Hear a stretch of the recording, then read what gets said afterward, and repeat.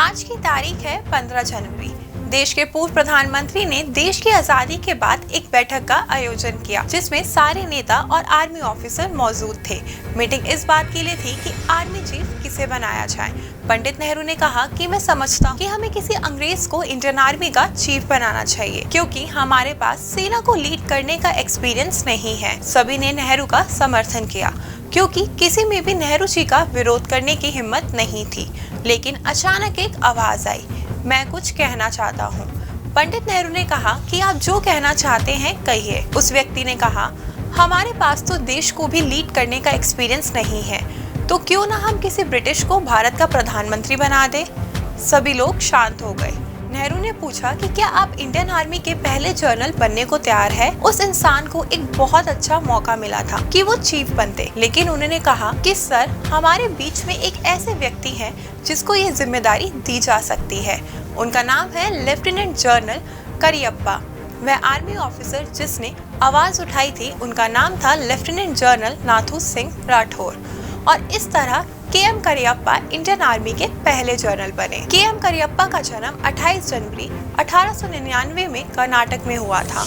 उन्होंने अपनी नौकरी की शुरुआत इंडियन ब्रिटिश फोर्स की राजपूत रेजिमेंट में सेकंड लेफ्टिनेंट पद पर नियुक्ति के साथ पहले सेना प्रमुख होने के साथ साथ करियप्पा इंडियन आर्मी के पहले 5 स्टार रैंक के ऑफिसर थे। के.एम. करियप्पा पहले भारतीय आर्मी चीफ के तौर पर इतिहास में दर्ज हैं। के.एम. करियप्पा पहले भारतीय थे जिन्हें आजाद भारतीय सेना की कमान दी गई थी। साथ ही जिस दिन भारतीय सेना आजाद हुई, उस दिन पहली बार करियप्पा ने सेना की कमान संभाली और इसके बाद से आज की तारीख यानी 15 जनवरी को सेना दिवस के रूप में मनाया जाने लगा। उन्होंने कई सालों तक भारत की सेना का नेतृत्व किया। उन्होंने साल 1947 में हुए भारत पाक युद्ध में भी पश्चिमी सीमा पर भारतीय सेना का नेतृत्व किया। आपको बता दें, अमेरिका के राष्ट्रपति हैरी एस ट्रूमैन ने उन्हें order of the chief commander of the legion of merit से सम्मानित किया। वह एक होनहार छात्र के साथ साथ क्रिकेट, हॉकी, टेनिस के अच्छे खिलाड़ी भी थे। पूरी ईमानदारी से देश को दी गई उनकी सेवाओं के लिए भारत सरकार ने साल 1886 में आज की तारीख यानी 15 जनवरी को ही उन्हें फील्ड मार्शल का पद प्रदान किया। के.एम. करियप्पा ने 30 सालों तक सेना में रहकर देश की सेवा की और 1953 में रिटायर हो गए। लेकिन ऐसा बिल्कुल नहीं था कि रिटायरमेंट के बाद उन्होंने अपनी सेवा बंद कर दी। करियप्पा ने न्यूजीलैंड और ऑस्ट्रेलिया में बतौर हाई कमिश्नर काम किया। 15 मई 1993 में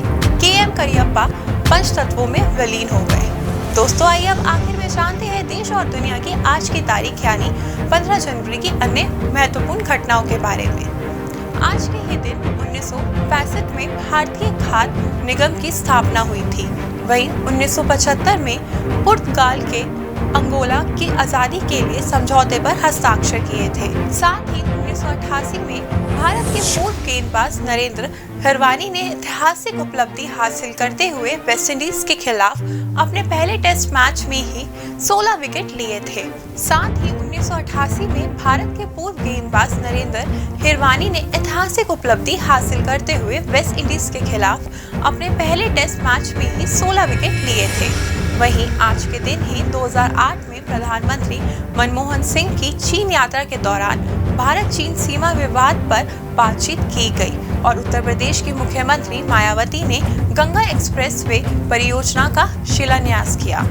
वहीं 2009 में दादा साहेब फाल्के पुरस्कार विजेता और फिल्म प्रोड्यूसर तपन सिन्हा का निधन हो गया था। साथ ही 2010 में 3 घंटे से भी ज्यादा की अवधि वाला शताब्दी का सबसे लंबा सूर्य ग्रहण लगा था। वहीं 2013 में सीरिया के अलेप्पो यूनिवर्सिटी में रॉकेट हमले में 83 लोगों की मौत और 150 लोग घायल हुए थे।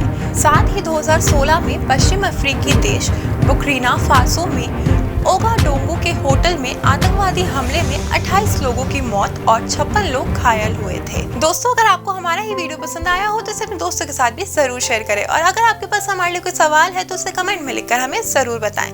आपसे जल्दी मुलाकात होगी इस सीरीज के अगले एपिसोड के साथ। देखते रहिए प्रभात एग्जाम। नमस्कार।